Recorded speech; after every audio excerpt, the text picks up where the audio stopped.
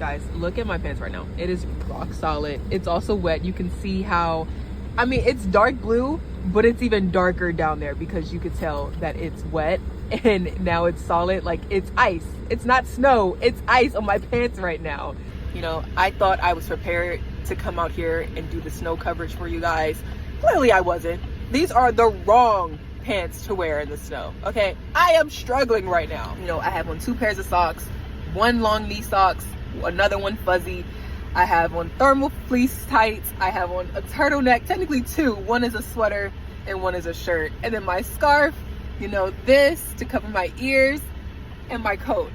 It's not enough. Like, this is the perfect weather for you to stay home and read a good book. Maybe pick up that book that you've been wanting to read. Yeah, I know that feeling. I have a couple of books on my shelf that I've been meaning to read, and it's the perfect weather to do that.